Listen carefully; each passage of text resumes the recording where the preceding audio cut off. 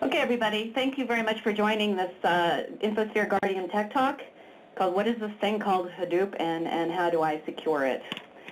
So I'm Kathy Zeisenstein. I'm your host, and I'll be co-presenting today with my colleague, Sundri Voraganti, who is the QA lead and who has worked with our customers in the field on implementing Guardium with Hadoop, and Mike Murphy, who's from our Worldwide Center of Excellence, and he will be doing a live demo. So here's the agenda for today's talk. We're putting it into three very distinctive portions so that you can, the part one is going to be an overview of a little bit about what Hadoop is, and that's, subject to debate in some circles. A security overview, sort of what's happening right now with security, and then an overview of Guardium Activity Monitoring for Hadoop, which is our auditing and alerting capability. So that's going to be an overview, and then Mike will go do a demo, so he'll do a live demo of some of the capabilities. So that's good for people who sort of want just an introductory peek, and then part three, we're going to go into much more detail. So those of you who already know Guardium to some degree will want to stick around for that, and even if you don't, it's very interesting because you're going to be able to see, for example, if I enter this kind of a command, this is kind of what it would look like in a report.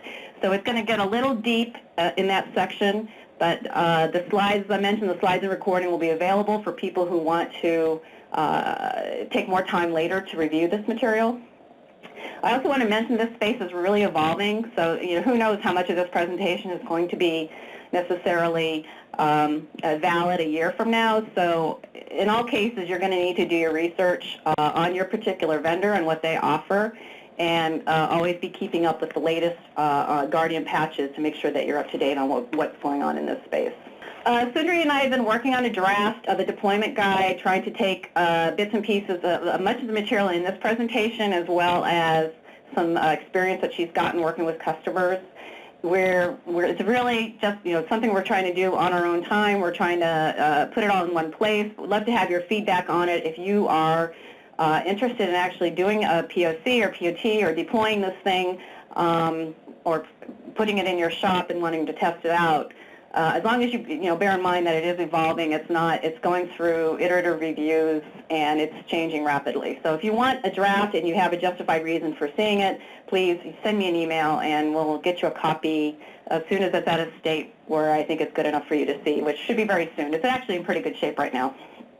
I'm not going to go into a lot of detail about why big data and Hadoop is important. I mean, I think we all realize that the world has changed in terms of the huge amounts of new types of data and new systems of engagement. Most of the new data that's being generated is actually machine data. So there's really not a whole lot of debate on the importance of this new new situation that we find ourselves in data processing. But I thought was interesting was that it focuses on some specific scenarios, and looking at it from a data security and compliance perspective, you can see, looking at all of these, the opportunity and the risk, for sensitive data being involved. So, for example, detecting life-threatening conditions at hospitals. Obviously, if they're gathering data from, people, if they're using hospital sensor data, obviously there's going to be a patient identification with that, and there's opportunities there for personal health information to be collected. What if you're making a risk decision on whether somebody, qualified for a mortgage? Obviously, you're dealing with a lot of credit card information, loan information, financial information, patterns of buying, things like that that could definitely be sensitive information that you wouldn't want to have breached. We're all very familiar with how various national security agencies and law agencies are collecting data for what is potentially private data for national defense purposes. And I read it in the paper recently, and I don't know if there's anybody from the UK on the phone, but the UK was actually going to require that some of this call record data and things like that be stored for even longer periods of time for national defense purposes. So, we see a lot of people, once they have the data, there's this desire to hold on to it for whatever reason in case you need it. And even people who haven't gotten full-blown, into analytics with Hadoop, they're using Hadoop for cheaper storage. And so there's all this collection of data, and the more data you get, the higher risk you have, and the more potential risk you have if there is a breach or an exposure. So this slide is just basically saying that, it seems like, maybe in the last 3 to 4 years, I mean, it's just been exploding in terms of how this environment of working with, really big data sets has moved from a very limited set of, data scientists and people who know how to write directly, transformations and MapReduce programs, to those who are using it who demand use for real operational purposes and making business decisions. And another trend you're going to see is, for example, that MapReduce programmers, et cetera, are very expensive. SQL developers are not as expensive. So you're seeing, of course, a lot more vendors coming out with solutions to put SQL on top of Hadoop, to make Hadoop easier to work with, et cetera. But by doing that, it becomes more operation. You need service level agreements. You need to make sure that you're meeting all the security requirements for the rest of the organization. It's not sandbox, it's not walled off somewhere in a separate room with 2 or 3 people working on it. So this is the evolution that Hadoop is going through, and we'll also be seeing how the vendors are responding to this, because they realize that in order to grow into the enterprise, they need to address needs around operational simplicity and of course, security. When I was rehearsing this, Sundari goes, is that really the title of your slide? And yeah, it is, because what I'm saying is, when you say what is Hadoop, as one Gartner blog put it, and I have a link to that on the next one, it's in the eye of the beholder. I think your traditional, kind of the mainstream version is, Hadoop is HDFS, which is a Hadoop distributed file system, which is on the bottom here, and this is where all your data is stored, and MapReduce, which is actually the framework for, processing and analyzing that data. And again, I don't want to get into debate about what is Hadoop versus what is big data. I'm really specifically talking here, and this whole presentation is really talking specifically about the Hadoop infrastructure. Obviously, there's big data warehouses, there's there's all kinds of stuff around it. There's other NoSQL systems that are around it and that might be feeding the system, but this presentation is strictly about Hadoop.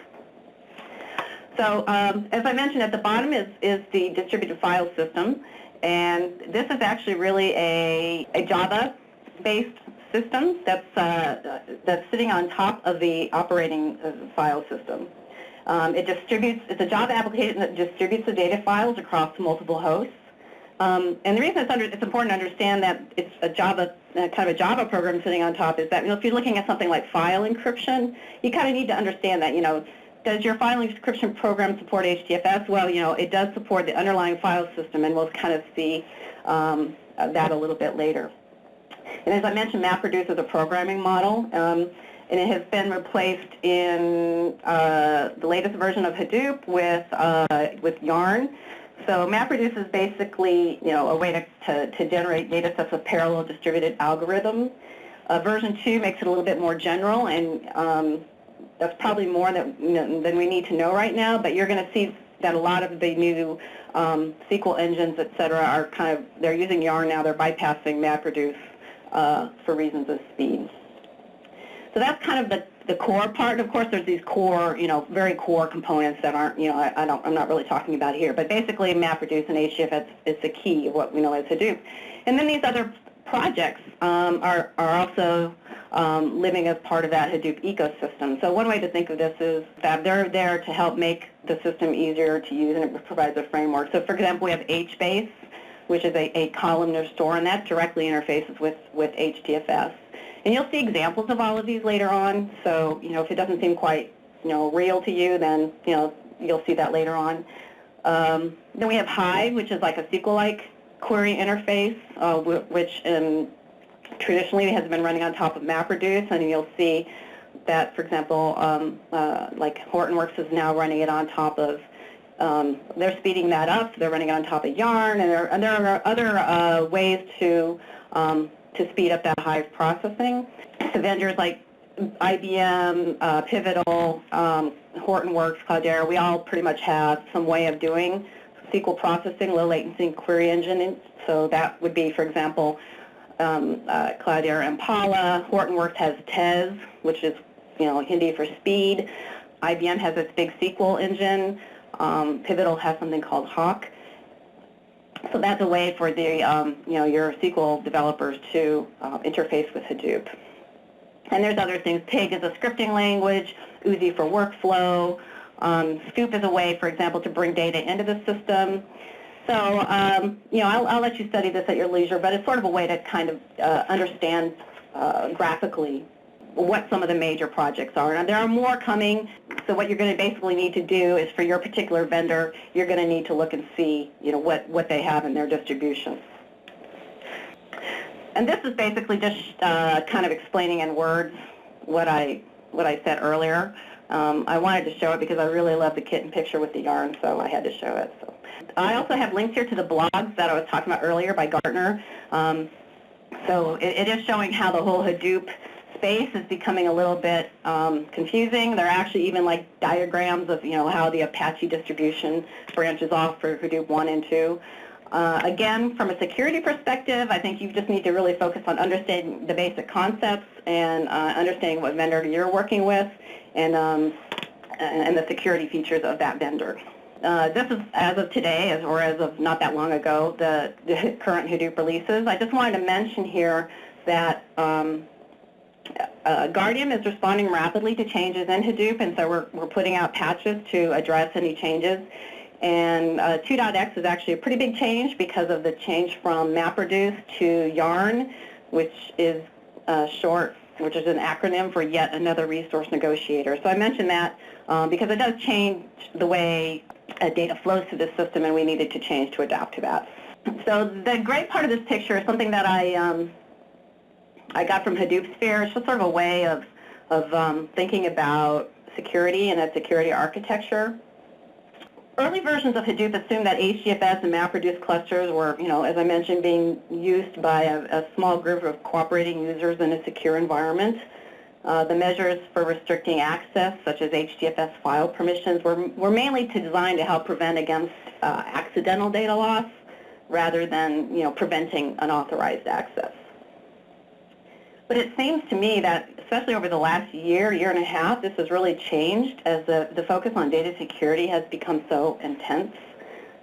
So in order for Hadoop to be useful in many environments, the community and vendors have been stepping up to provide much more granular authorizations across various layers in the stack, such as HDFS as of 2.4 and Hive as of Hive 13 is actually using more of a SQL standard authorization mechanism.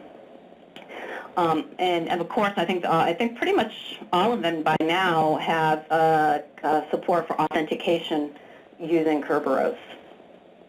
It can get quite complicated sort of navigating these various authorization models, and there isn't really, as far as I know, a reference standard for implementation at this point. So, to me, I mean, that's kind of why it's important to have another layer of security. Once it's gone through authentication and authorization, you want to, again, have another layer here at the close to the data level. Not only is the complexity of this architecture make it really easy to have gaps, it's really easy for administrator privileges to be misappropriated and could potentially cause significant damage. As most of us know, it's not a matter of if a breach will occur, but when. And so the more information you have to identify a breach, the quicker it can be mitigated. So this is kind of where auditing and alerting comes in. And that's going to be the focus of this talk here. So this sort of audit and this green box I have here. And for completeness, I'll just briefly cover encryption. And the masking part I won't talk about, but that is going to be covered in much more detail in the Hadoop data privacy talk that I mentioned earlier. So let's briefly cover, very briefly, protecting data at rest. So this is data as it's lying in the sensitive nodes, in the Hadoop nodes. So it's a fundamental tenet of security to encrypt data at rest to protect it from being usable by unauthorized applications or users, and for protecting data that might be backed up to other devices or other locations. So Guardium data encryption provides a file encryption agent that has policy-based controls. So one thing to note about Hadoop, of course, is that it's replicating data under the covers for redundancy and fault tolerance.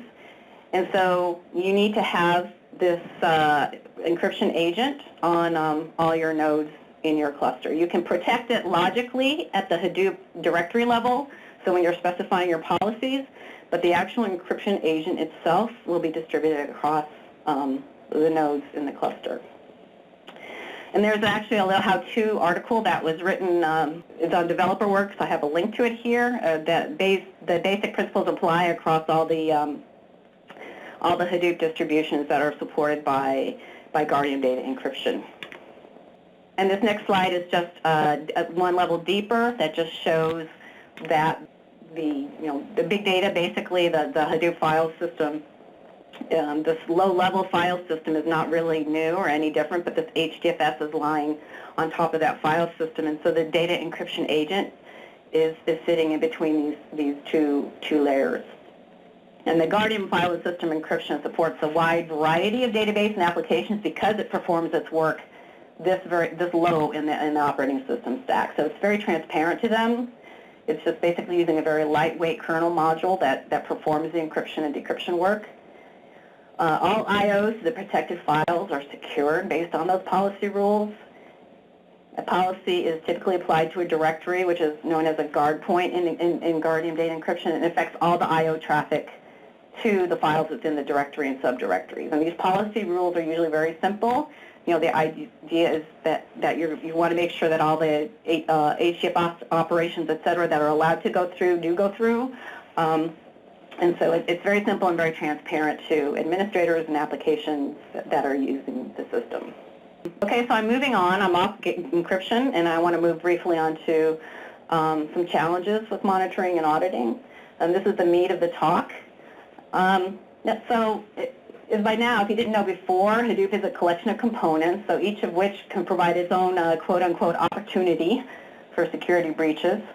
Each of these components has, its own way of handling authorization, authentication, and security. And as I mentioned, it's evolving over time and quite rapidly. So there's not really a central way of managing security and authorization. And even the logging, you may not be logging enough information to get the auditing information you need for compliance. And oftentimes Hadoop projects kind of grow up in a different place in the organization, and they're often isolated in the beginning. So, when these projects start, there doesn't seem to be the discussion of, how do I integrate, security and compliance with the rest of the organization. So we kind of get called in from a Guardium perspective because that's when they realize that they have to meet, the needs of the rest of the organization for reporting. From a monitoring perspective, I think what you just need to make sure, and Sundari's going to make this point later, that you're catching the access, because this is what's important here, right? Is this your data? So this is where it's here. So you want to make sure at the very minimum that you're getting the catching the access is here. But what we provide, with Guardium is when possible, when it's technologically possible, to catch something that's a little higher level. So if you can understand, for example, a Hive query, select star from credit card directory or whatever table, that's often easier to understand from an auditing perspective. So we do offer that capability as well. So as we'll see later, you'll get to make that decision about how much, at what level you want to monitor. But it's just very important that if you're catching any administrative access, et cetera, you're going to make sure you need to monitor at this HDFS level. So for those of you who don't know Guardium, this will kind of be a very very high-level look at the architecture. So how Guardium works is it's catching TCP traffic. So it's basically putting this little tiny operating system level agent on nodes in the cluster, the name node for sure, and depending on what you want to monitor, other nodes as well. And you configure those STAPs and to say, okay, everything that's coming in through this port, so it's basically listening on certain ports, and it's just shipping the traffic over to the Guardium appliance. So it's very, there's not a lot of analysis or anything that's happening on the Hadoop cluster itself. This is how we keep the performance very good and the overhead very, very low. So the heavy lifting is actually occurring on the appliance, and again, this is a scalable architecture. I don't have that here, but these appliances, you can have multiple appliances who can be federated for enterprise-wide reporting. This appliance is doing parsing, so it's looking at the message. It's saying, this is coming from, this is HDFS. It's got Joe doing a get on this. I need to so it's basically however you configure that appliance, the security policy lying on that appliance, just what you want to track and audit is what will get logged. So you don't need to log everything. You need to log what's important to your organization, such as privileged user activity, maybe activity on sensitive file directories, et cetera. So it's up to you to define that policy. And those of you familiar with Guardium know what I'm talking about. So once that is logged, parsed, and logged into the system, it's immediately available. You would also check for real-time alerts, so you can actually say if a certain very highly suspicious event is occurring. I can send an email, I can send something to my SIM system in real time. So that's how you can react quite quickly. So once it's in that hardened appliance, which by the way is, once it's in there, there's nobody in the organization who can actually log into that appliance and do any changing of the data or deleting any of the data. So you can get your graphical reports, you can get your more straight tabular audit reports. We have a machine learning capability that can learn over time and detect anomalies. So there's a lot of different things you can do with that information once it's there. So basically the idea is that it's catching all the relevant information. Your policy is determining what I want to actually log and keep for my audit purposes. It's the same basic architecture that's used across relational, file systems, ZOS, so it's the same, you learn it once and it's basically the same across your entire system, and all those reports can be aggregated across the system for enterprise-wide viewing. And this is just another level deeper, so this is basically showing that the message that is intercepted, so here we have Joe logging on, making a directory for Sundari. So he's logged directly into the Hadoop file system. He's making a directory for Sundari. That's being immediately passed over to Guardium. Guardium looks at that message and says, okay, it's HDFS. Here's the command. The command is makedir. Joe is the one who did the command. The object is user/data/Sundari. That was the object he created. And then we also log the full command as well. I just wanted to mention, as I said earlier, that the same architecture is used across a wide variety of systems. So as many of you know, when you're setting up your Hadoop is really just one particular, maybe an analytic zone. You have your operational stores, you have your data marts, you need to look at your ZOS systems. All of these are covered by the same infrastructure in Guardium. And I wanted to mention here once more that we do have offerings that bundle together data privacy and security. So it's basically bundling together data masking offered by the Optum and Guardium monitoring, and business glossary, so you can start creating a vocabulary of the objects across your organization. So all these capabilities are available. One is InfoSphere Data Privacy for Hadoop, and the other one is InfoSphere Data Privacy and Security for data warehousing.